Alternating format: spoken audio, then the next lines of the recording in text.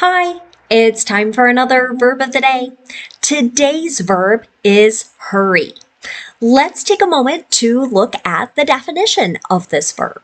The verb hurry is really used in one primary way, and that is to describe or encourage someone to move or act with great speed or great urgency. Another word you're going to see as you look at the definition of this verb and as we look at other phrasal verb definitions in a few moments is the word haste. And haste is all about speed and urgency. So feeling like you need to move quickly because of some reason. You should know that the verb hurry is a regular verb. To make the progressive form of the verb, all you need to do is add ing to form hurrying.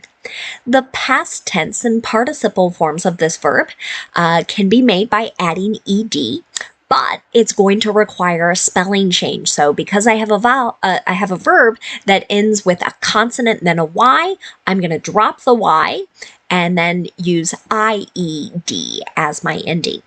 Now my base verb, hurry, or e ends in a vowel sound, and vowel sounds are always voiced. This means that our ed ending is just going to make a d sound.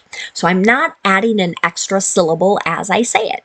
It should sound like this: hurried, hurried. Now, there are actually a number of phrasal verbs that use hurry. You're going to see some similarities in meaning, but I thought it would still be good for us to have some other example sentences to go along with them. So let's start with the phrasal verb to hurry along. Generally, this is being used to encourage or urge someone to move at a faster or quicker pace. An example of this might be, people can't hurry along grief. It's an experience that's different for each person. Okay, so in this sentence, can't hurry along, I'm using the modal can't, really talking about one's ability to handle something that is often quite sad. So many times we use grief to describe the strong, sad feelings we might feel after a loved one has passed away, as an example. So here what we're saying, we can't make grief move at a quick or fast pace. Another phrasal verb you might encounter is to hurry away. Many people use this when they're describing someone or maybe some group of people who are leaving or departing a place in a very hasty or speedy way. An example of this might be, park rangers hurried the tourists away when bears were observed on the hill. So here is an example of a simple past tense sentence, right? We're talking about park rangers, professionals who might work in a natural space, being made aware that there is a dangerous situation, right? And getting people to leave it very quickly. Another phrasal verb you might encounter is to hurry back to. We use this to talk about returning to a particular place or returning to a person as quickly as possible. An example of this might be, will you hurry back to the office after your appointment? So maybe there's some kind of urgent task, right? And I have a boss here asking their employee to return as quickly as possible. Will you hurry back to is an example of the simple future. We might be asking our employee to make a promise that they're going to return as quickly as possible. Another phrasal verb you might encounter is hurry down. This is talking about kind of physically descending, physically moving to a lower place. And again, we're talking about doing it quickly or in a quick manner. Another example sentence, they hurried down to the basement to help with the boxes. So basement, kind of think of the underground, either fully or partially underground room in a house, right? So we're talking about descending or moving into that space. They hurried down to the basement is another example of the simple past tense. Let's keep looking at a few more phrasal verbs with hurry. The next is to hurry in or hurry into.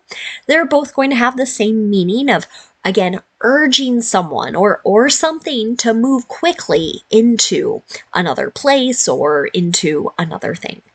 An example of this might be hurry into the house, right? I think it's pretty common to hear an imperative, like I have in this example sentence here, hurry into the house, to be used with this phrasal verb. So we're telling someone to move quickly. Maybe there's a storm moving in. Maybe there's something urgent happening inside the house, but we're asking that person to move quickly inside. Another phrasal verb you might encounter is to hurry off. This is also used to talk about leaving or departing some place in haste. So again, think with speed or with urgency. An example of this might be, I must hurry off to make sure I get to the grocery store before it closes.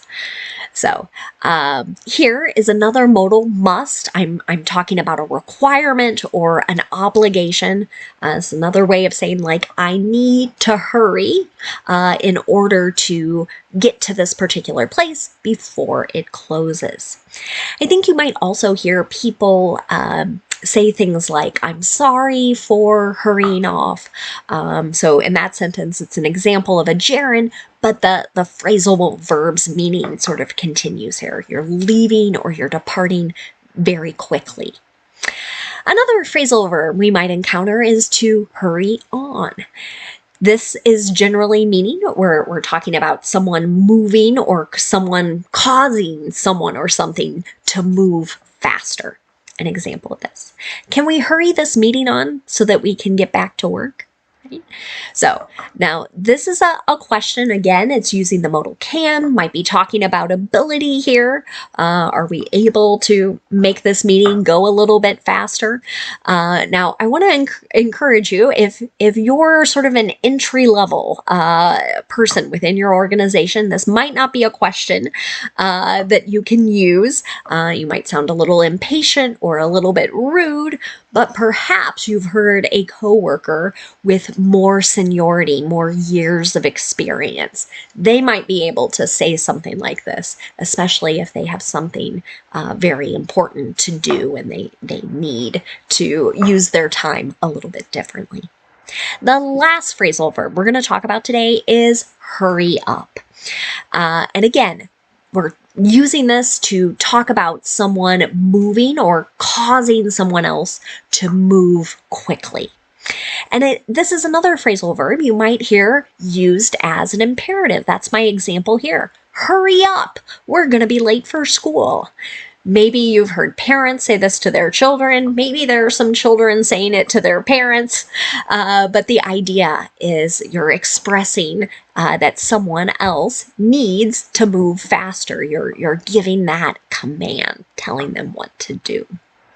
Now let's spend a moment looking at some words that are related to our verb hurry. And the first word we're going to look at is just the noun form of this word. So the noun hurry can be used to say in haste, or again with kind of speed and urgency. An example of this might be, in her hurry, she left her lunch at home. So here, maybe you can imagine someone rushing around in the morning and they forget to bring their lunch with them. Now, a second related way you hear the noun hurry used is to talk about a need for speed and urgency. And sometimes you'll hear this noun used more in the negative. That's what I have in my example here. There's no hurry to answer these questions, right? So you don't need to be rushing. We don't need to do this quickly. That's what that sentence is suggesting. Another related adjective you might encounter is hurried. We use this to describe something that is being done in a rush. So again, that focus is really on speed here. An example of this might be, they made a hurried decision and now they'll spend the next 2 months fixing things because of it. So here, this decision was not well thought out, right? They didn't spend a lot of time. They did something quick. Seems like they made a bad decision based on the other information included in this sentence. Let's talk about one more word. It's the adverb hurriedly. So you can see I took the adjective hurried and just made it an adverb here by adding that suffix ly. Ly is a very common suffix for adverbs in English. So when I use this adverb, I'm describing something that is being done in a quick or rushed manner. An example of this might be, a hurriedly produced documentary about the disaster is airing this week. So what this sentence is describing is essentially like a movie, a documentary, right? Informative, based on real events, real things happening here, but it's been produced in a very quick or speedy, rushed type of a way. Thank you so much for watching today's video. I hope you have a great day.